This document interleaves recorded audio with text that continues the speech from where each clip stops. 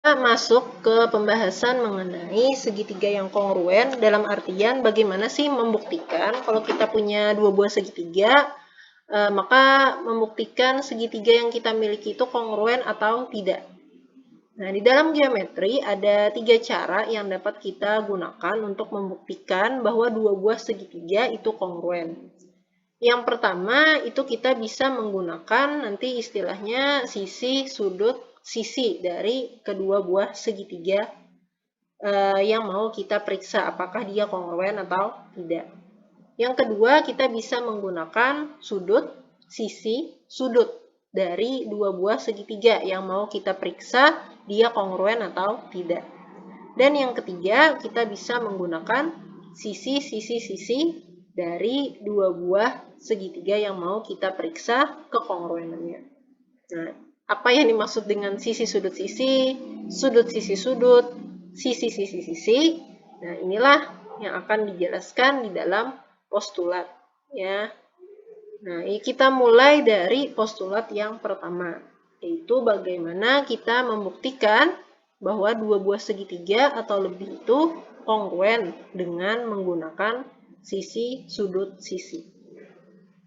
Nah, ini disajikan di dalam postulat 4.14, di mana isi postulat 4.14 itu adalah dua buah segitiga itu dikatakan sebagai dua buah segitiga yang kongruen atau dua buah segitiga adalah kongruen jika dua sisi dan satu sudut yang diapit oleh dua sisi tersebut pada segitiga yang pertama kongruen dengan bagian yang berkesesuaian dengan segitiga yang kedua. Nah, kalau membaca di sini aja susah ya. Kita terjemahkan. Ada dua buah segitiga dulu, yaitu segitiga ABC dengan segitiga DEF. Ya. Jika dua sisi dan satu sudut yang diapit. Nah, kita perhatikan dulu segitiga ABC saja ya. Ibu ganti dulu. Nah, segitiga ABC ini saja. Nah, kita lihat di sini diketahui sisinya, sisi AB ini panjangnya satu guratan ini, ya. Lalu ada sisi yang satunya lagi yaitu sisi BC. Dan ada satu sudut yang diapit oleh dua sisi ini. Nah, ini ya.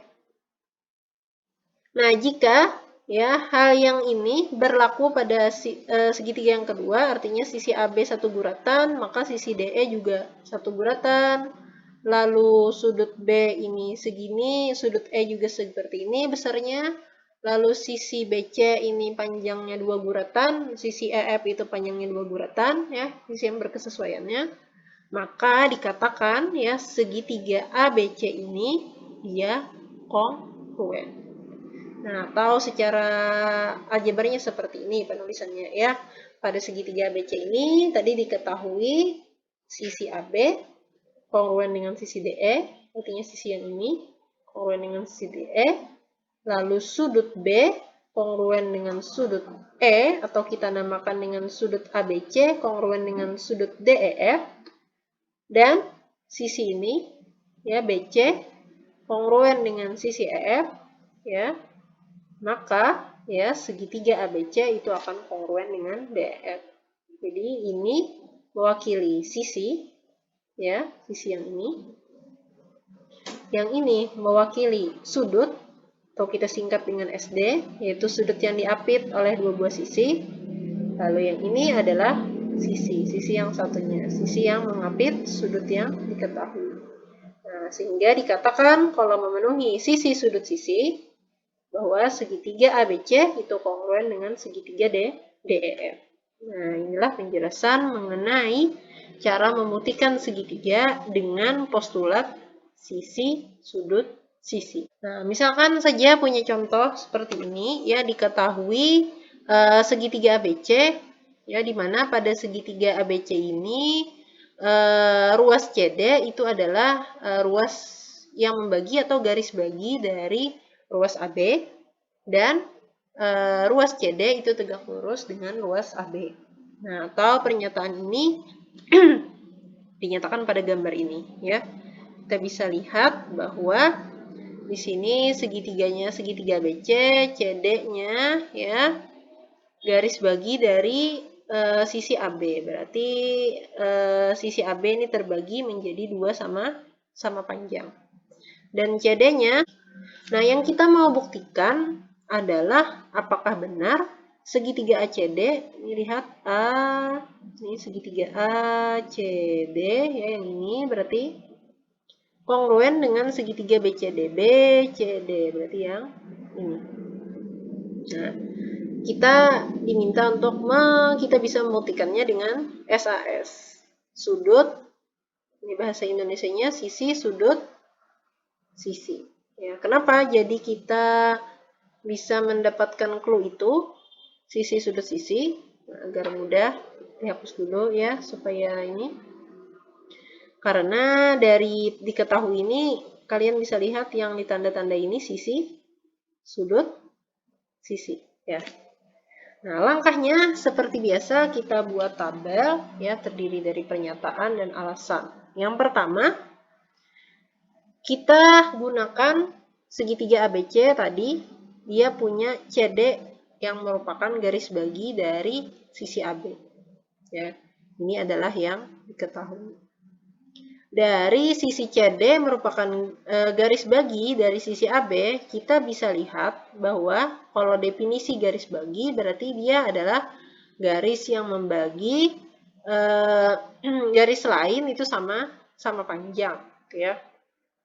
Nah, berarti di sini akan muncul yang namanya titik D, ya, karena kan sisi sini sama panjang, berarti di sini akan muncul yang namanya titik tengah dari sisi AB. Nah, ini tadi adalah hasil dari definisi dari garis bagi. Karena D itu adalah titik tengah dari sisi AB, ya, maka kita akan memperoleh bahwa panjang AD itu akan sama dengan DB. Atau kalau panjangnya sama, berarti AD itu kongruen dengan DB. Berdasarkan apa? Berdasarkan definisi titik tengah. Nah, di sini kita sudah punya sisi, ya, sisi. Sekarang sudutnya. Sudutnya ini ya jelas terlihat. Berarti yang kita pakai adalah yang diketahui ini. Diketahui ya CD itu tegak lurus dengan ruas AB. Ini adalah diketahui. Dari CD tegak lurus AB, ingat kalau tegak lurus, definisi dari tegak lurus berarti kedua ruas ini membentuk sudut siku-siku. Nah, artinya sudut ADC, ya, sudut yang terbentuk yaitu sudut ADC dan sudut BDC. BDC yang ini adalah sudut siku-siku. Ini tadi berdasarkan definisi garis yang tegak lurus. Lalu yang keenam, karena tadi sudut ADC dan sudut BDC adalah sudut siku-siku, artinya ya sudut ADC dan sudut BDC adalah dua buah sudut yang kongruen, atau sudut ADC kongruen dengan sudut BDC. Alasannya tadi adalah jika kedua sudut adalah sudut siku-siku, maka kedua sudut ini kongruen. Lalu yang ketujuh, nah di sini sebenarnya sampai sini dulu ya. Sini kita sudah punya sudut ya. Nah, siapa sisi yang lainnya? Berarti sisi yang mengapit sudut ini, yaitu tidak lain adalah sisi CD. Sehingga kita munculkan ya bahwa CD itu dia kongruen dengan CD itu sendiri. Kenapa? Karena kan CD ini adalah sisi dari segitiga ACD. CD ini juga adalah sisi dari segitiga BCD. Jadinya diambil adalah CD. CD itu dia kongruen dengan CD itu sendiri. Ya, CD itu kongruen dengan dirinya sendiri. Itu berdasarkan sifat reflektif. Nah, dari sini kita sudah dapat sisi ya. Berarti kita sudah punya sisi, sudut, sisi. Artinya berdasarkan ini kita sudah membuktikan bahwa segitiga ACD itu kongruen dengan segitiga BCD. Alasannya karena postulat sisi, sudut, sisi. Yaitu dari langkah 3, 6, dan 7. Jadi dituliskan ya yang mana yang menunjukkan sisinya, yang mana yang menunjukkan sudutnya, yang mana yang menunjukkan sisi yang mengapit sudut. Nah, ini contoh penggunaan postulat sisi sudut sisi untuk membuktikan bahwa dua buah segitiga itu dia kongruen.